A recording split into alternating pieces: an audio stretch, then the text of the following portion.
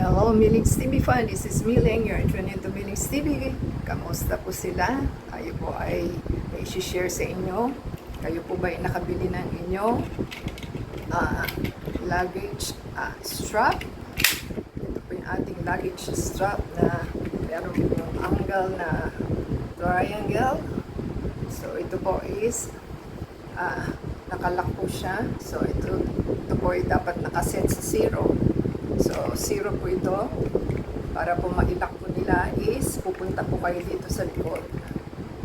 So, gagawin po nila is i-turn nyo lang po ito sa B at saka nyo po siya i-set yung inyong pin. Kunyari, 1, 2, 3. Ang gusto po nilang i-pin, i-set po nila sa 1, 2, 3. Tapos, saka nyo po isi-set ulit, ibabalik nyo sa set A.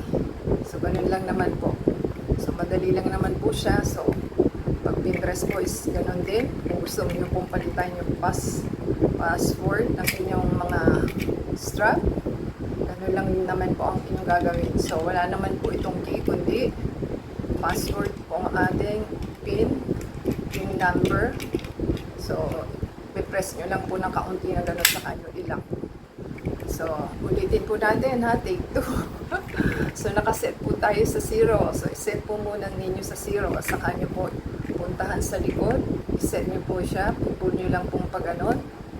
So, set B po yun. So, saka nyo po ilalagay yung number ninyo. At the same time, pag nalagay nyo na po yung number, balik nyo po siya sa A. Para pagka lock na password lock nyo na po, kayo lang po makakabukas niyan. At press lang po dito sa side. Yan.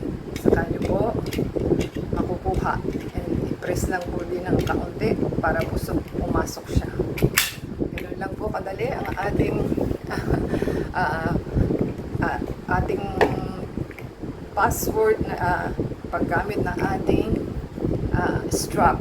So, kung kayo po yung meron ding luggage na naka-PSA na lock, same lang din po siya.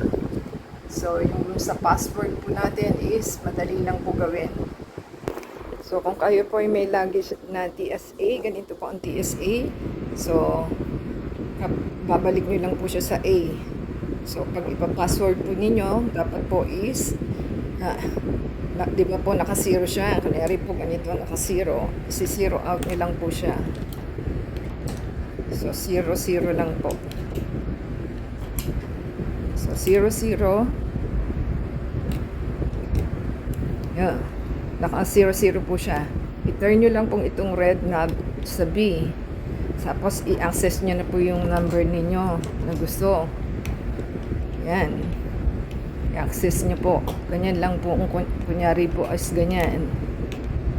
So, balik nyo po siya sa, di ba naka-B kayo? Ibalik nyo po siya sa A.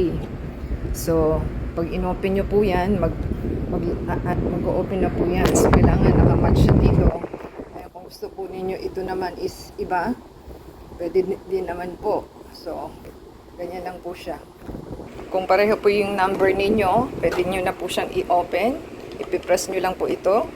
Ganun din po ito. Yan, open na siya. So, meron pa po tayong isang luggage. Ito po, hindi ko pa siya na-set up, pero ganun lang din naman po siya. So, wala naman po itong key. So, naka-A po siya, di ba? 0. Pag isi-set nyo na po siya, iset nyo po dito sa B. Pag nalalagay nyo na po yung number niya, so, ibalik nyo po siya sa A.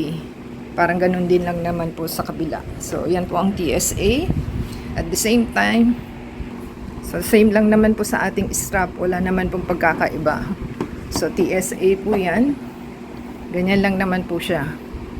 So, same lang po yon. Kaya lang ito po is nasa likod.